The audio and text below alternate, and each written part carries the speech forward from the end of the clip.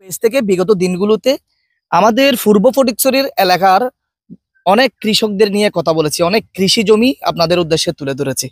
আজকেও আমরা এসেছি, বিশাল বড় একটি এলাকায় এসেছি। আমার চারপাশে ধান আর কিছু এলাকা রয়েছে এদিকে, মানে এগুলোর মধ্যে আগাম কিছু ফল ফলাদি উৎপন্ন করার ক্ষেত্রে ওনারা খেতি জমিতে ক্ষেত করেছে।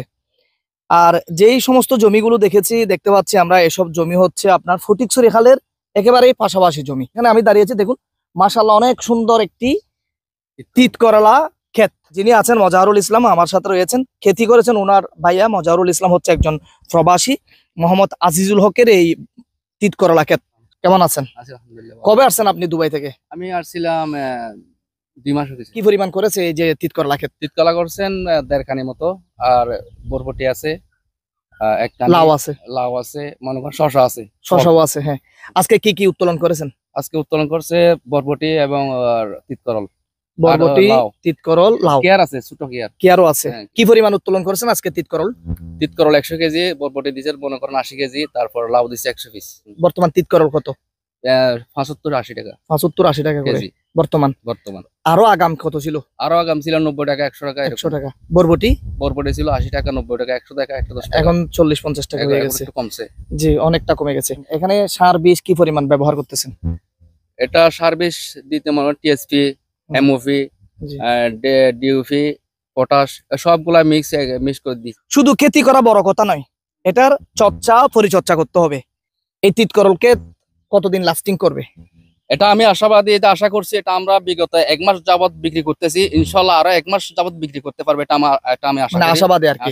টোটালি 2 মাস পর্যন্ত ফলন দেবে। জি, এটা ইনশাআল্লাহ অনেক ভালো। এটা মালচিং এর কারণে এটা অনেক কৃষকের উপকারিতা হয়। জি, যেহেতু বর্ষার সিজন ছিল, এখানে পানি কি পরিমাণ দিতে হয়েছে?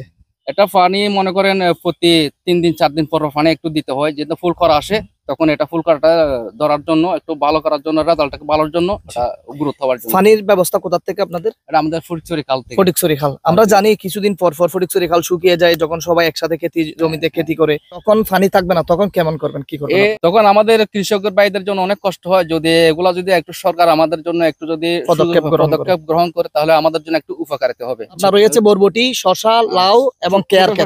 জি, তো আমরা সেসব তুলে ধরবো ধীরে ধীরে এই ভিডিও জুড়ে। আপনারা যারা আমাদের ভিডিওটি শুরু করবেন, দেখবেন, স্কিপ না করে শেষ পর্যন্ত দেখবেন। আরেকটা কথা হচ্ছে যে, এই যে কৃষক বাঁচলে দেশ বাঁচবে, আমরা প্রতিটি ভিডিওর শুরুতেই বলি কৃষক বাঁচলে দেশ বাঁচবে। তো কৃষকদের আমাদেরকে দেখতে হবে, যেহেতু আপনারা দেখতে পাচ্ছেন যদি এইসব যদি আমাদের দেশে যদি উৎপন্ন না হতো, আপনি আজকে 80 টাকা করে ক্রয় করে খাচ্ছেন, ওনারা 80 টাকা করে পাইকার দিচ্ছে। যদি আমাদের দেশে উৎপন্ন না হয়, কোনো একটা পার্শ্ববর্তী রাষ্ট্র থেকে আসতো, তাহলে এরই মূল্য দাঁড়াতো 200 টাকার উপরে গিয়ে, তাই না? আমাদের দেশে উৎপন্ন হচ্ছে বিধায় আমরা কৃষকদের পাশে দাঁড়াতে হবে।